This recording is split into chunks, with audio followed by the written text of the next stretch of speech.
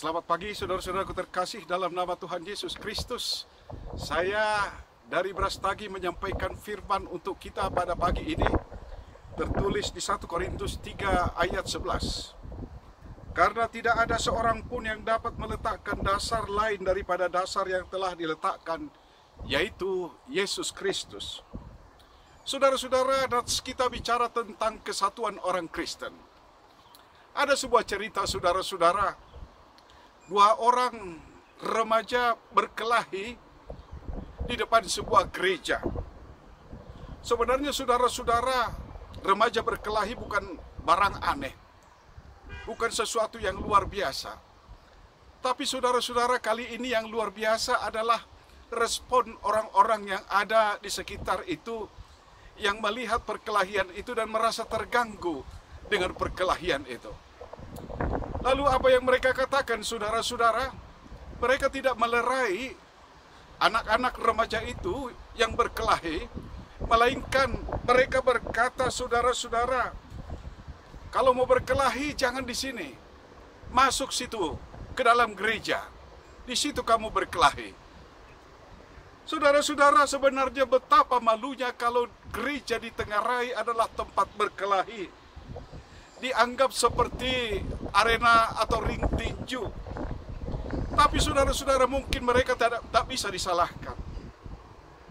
Mereka tak bisa diprotes, saudara-saudara, karena mungkin mereka melihat bahwa kekristenan itu atau orang-orang Kristen itu dan tingkah lakunya terlalu sering mengganggu dan juga membuat masyarakat di sekitar merasa risih karena keributan-keributan dan perkelahian yang ada di sana.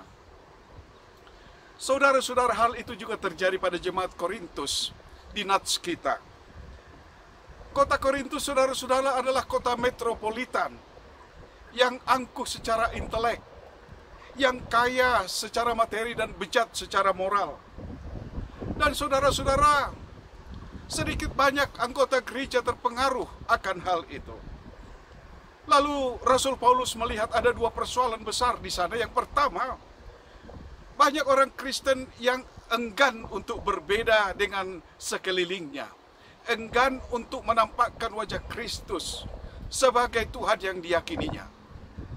Yang kedua, saudara-saudara, terjadi pengelompokan di tengah-tengah jemaat yang mungkin didasarkan atas rasa hormat kepada tokoh-tokoh tertentu.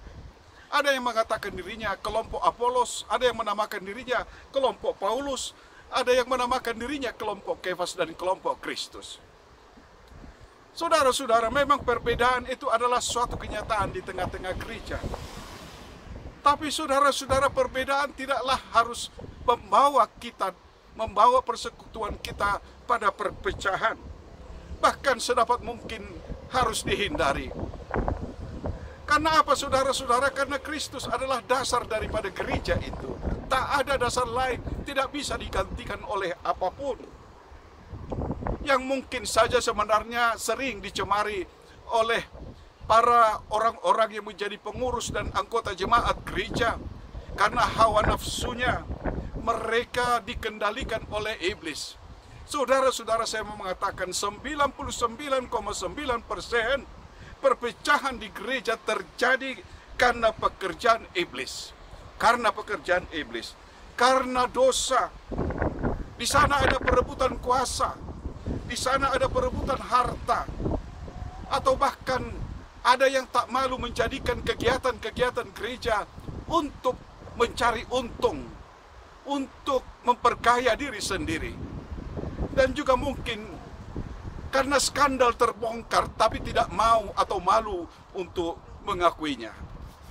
Saudara-saudara, pesan daripada nats ini pertama kali adalah kita harus selalu ingat bahwa gereja itu dasarnya adalah Kristus, berdiri atas dasar Kristus. Berbeda itu sangat wajar, tapi bukan alasan untuk perpecahan.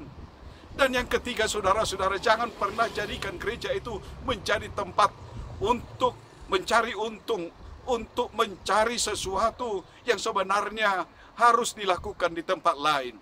Gereja adalah tempat kita memberikan persembahan kepada Tuhan. Dan dengan itu saudara-saudara, itulah kebenaran yang sesungguhnya atas berdirinya gereja di atas Kristus. Selamat pagi saudara-saudara, Tuhan memberkati kita. Amin.